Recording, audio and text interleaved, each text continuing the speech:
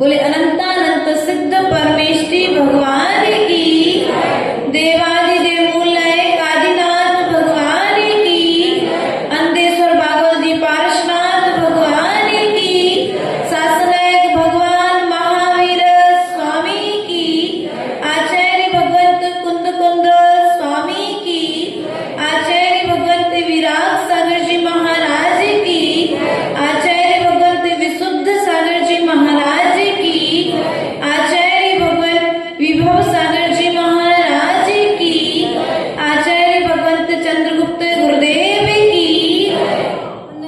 हरि का भारत गौरव सिद्ध श्री माता जी की, हरि का संत की। प्रिय बंधुओं,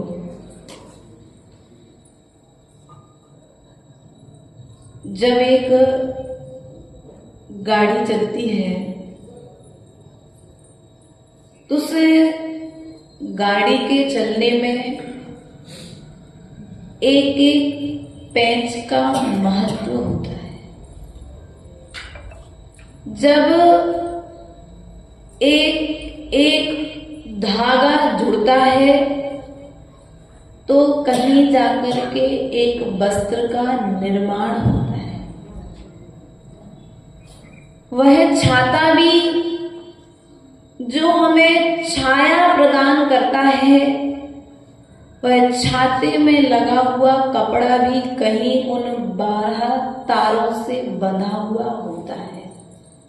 बस आपके बीच में माता जी कह रही थी, हमारी माता जी भी कुछ उपकार याद कर रही थी, तो हम आपको इतना बता दें कि आज आपके बीच में हम जो कुछ भी कर पा रहे हैं, गाड़ी के चलने में जैसे पैंच पुर्जे का महत्व है, उसी तरह निर्वाध प्रभावना करने में ये आर्य संघ का सहयोग है। उसके पश्चात में छाता जो छाया देता है, उसी तरह से जब समाज के श्रावक जुड़ते हैं तब कहीं जाकर के अन्य भव्य जीवों के लिए धर्म की छांव मिल पाती है। एक तार से अकेला जुड़कर के कपड़ा, जैसे कपड़ा जुड़ जाए और कल का कार्यक्रम आप सभी के बीच में संपन्न हुआ। वास्तविकता में किसी ने तन से सहयोग दिया, किसी ने मन से सहयोग किया, किसी ने धन से सहयोग किया।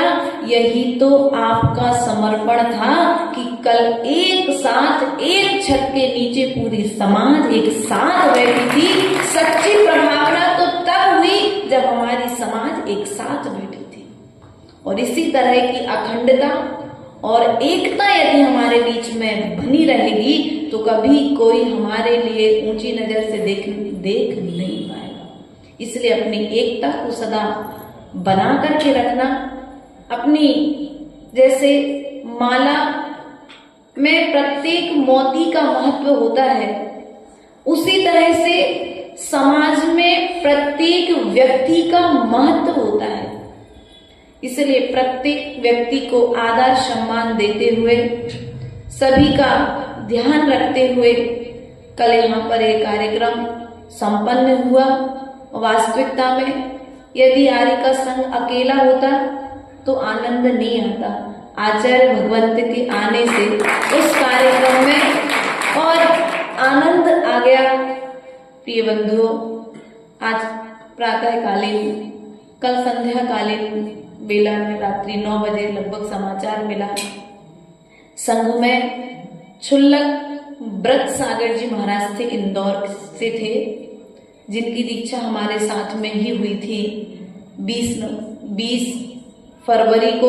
18 फरवरी को हमारी हुई थी और 20 फरवरी को उनकी हुई थी। जो इंस्पेक्टर थे, पूर्व में इंदौर निवासी थे, और 52 गजा की भूमि पर जब हम लोग दीक्षा का निवेदन करने के पश्चात में, दीक्षा के पश्चात 52 गजा क्षेत्र के ऊपर वंदना करने के लिए गए थे, तब हसमुख लाल जी उन्होंने आचार्य गुरुदेव भक्ति जैसे महाराज जी करते ना, भक्ति बनाते जाते हैं, काव्य रचनाएं होती जाती हैं, ऐसे आचार्य गुरुदेव 52 गजा के आदिनाथ की स्तुति कर रहे थे और स्तुति करते करते वो महाराज जी जो भैया जी थे वो आचार्य गुरुदेव से बोले कि आप हमको अपनी शरण में ले लो। तो आचार्य गुरुदेव ने बोला कि आपकी उम्र है, आप परिवार वालों से स्वीकृति दिला दो तो हमको शरण में लेने में कोई दिक्कत।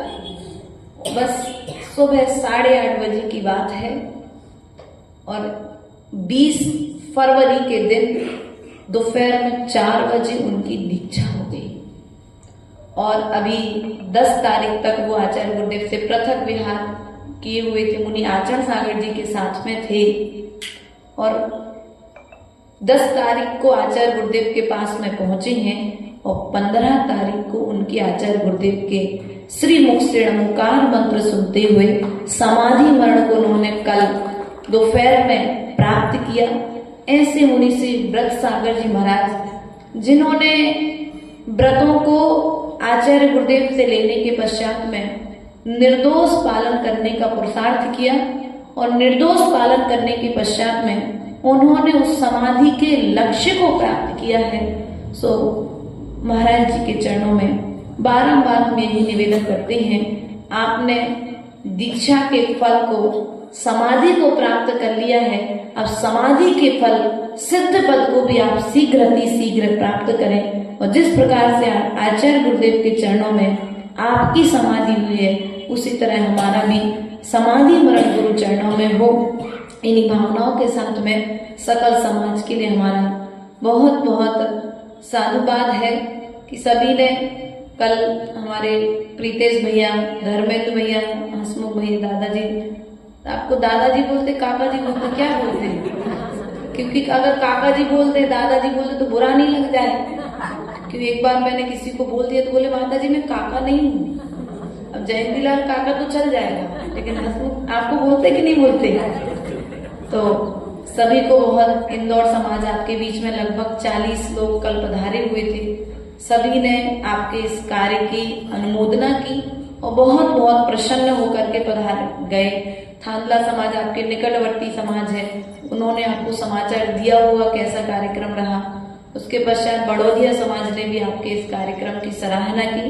वास्तविकता में प्रभावना करने के लिए कुछ भी नहीं करना पड़ता है, प्रभावना करने के लिए यदि हमारे भीतर में वात्सल्य है तो प्रभावना अपने आप हो जाया करती है।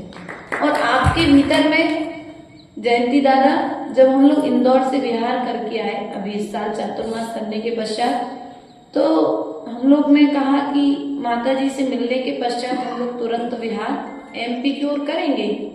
तो आचार्य गुरुदेव बोले आप पहले बागड़ जाओ तो बागड़ वालों की भक्ति आपको वहां से आने नहीं देगी।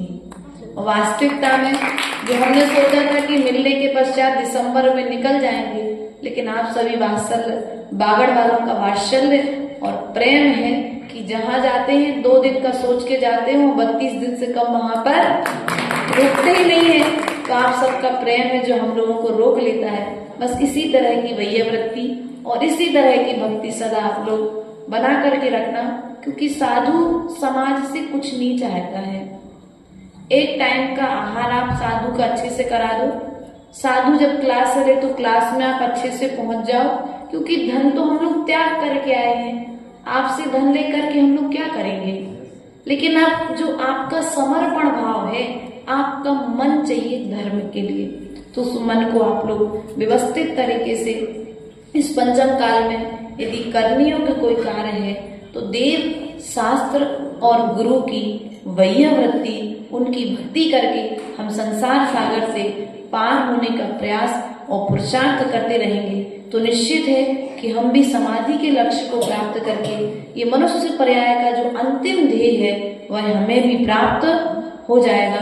हमारा विषय चल रहा था पूर्व में, राजा राणा छत्रपति हाथिन के असवार, मरना सबको एक दिन अपनी अपनी बात। जितने भी जीव आए हैं सभी एक न एक दिन मरण को प्राप्त होंगे, इसलिए मरना सबको है तो मरने के पहले जीने की कला यदि हम जीकर के मरण को प्राप्त होंगे तो निश्चित ही हम इस पृथ्वी तल पर जयवंत हो जाएंगे। इन्हीं भावनाओं के साथ बोले परम पूज्य आचार्य गुरुवर 108 विभव सागर जी महाराज की जय।